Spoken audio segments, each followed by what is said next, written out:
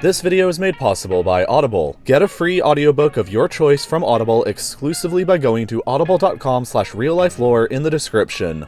This is a map of the United States, and hundreds of years of colonization and laws has made the country's geography pretty weird in more than just a few places. Today, I'm going to show you a few maps that will change your perception of how you see this country and its place in the world. First of all, South America. At first glance, it seems like South America is directly south of North America, and while that's kind of the case, it's also not entirely accurate. If we were to move South America up, you'd find that nearly the entire continent is east of Florida, and that the westernmost edge would only be about 380 miles west of the Azores, which are a part of Portugal. Next up, if you had to guess right now which US state is closest to Africa, which one would you say? If you didn't say Maine, you're wrong, but yeah, despite being in the Northeast and sharing a long border with Canada, if you draw a straight line across the ocean, you'll see that Maine is in fact the closest state geographically to Africa. Moving on next to Texas, there's a couple pretty weird things about this state. First of all, this town that nobody has ever heard of called Dalhart.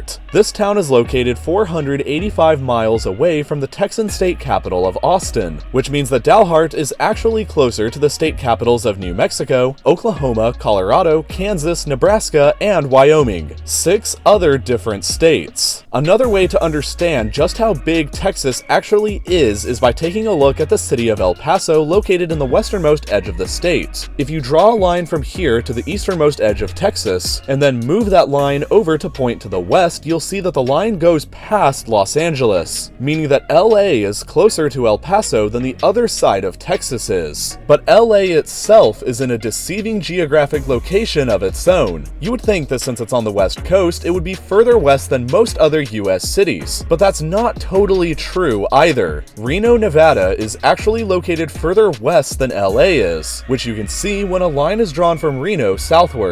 And speaking of weird senses of latitude, here's some more examples that might mess with your head a little. Austin, Texas is roughly on the same latitude as Cairo, Egypt. New York City is roughly equal to Madrid in Spain. Minneapolis is close to Venice. Vancouver is almost equal to Paris. And Calgary in Canada is almost equal to London. The North American continent has much cooler temperatures on average than Europe does at higher latitudes like this, which is why this is a little confusing. But perhaps equally confusing is what happens when you look at a globe and flip it on its side. If you start at Mexico City and draw a straight line out in this direction, you'll be amazed to find how many other cities the line roughly matches up with. From Mexico City, the line also goes through Atlanta, Washington, D.C., New York City, Paris, and eventually Izmir in Turkey. The perception is weird because we usually think of the world in terms of a map and not in terms of its true spherical shape. The final geographic oddities in America that I'll be discussing in this video are located around the northernmost parts of the country. First up in this region is Detroit, where if you start in the downtown region and travel south, you'll end up pretty quickly in Canada. If you head east, you'll also end up in Canada.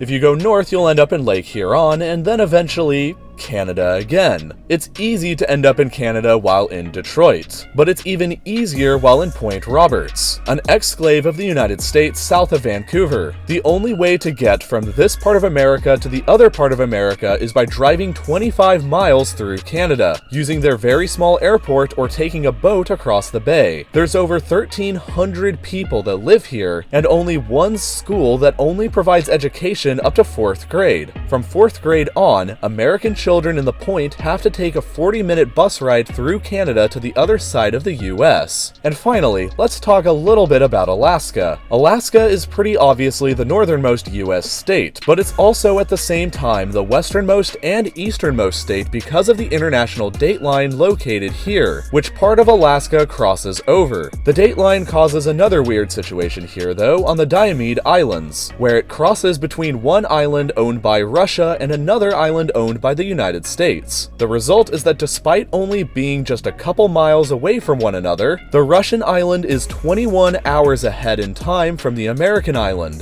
This has led the islands to be nicknamed as Yesterday Island and Tomorrow Island, and during the winter when the water around the islands freeze, it becomes theoretically possible to walk between America and Russia.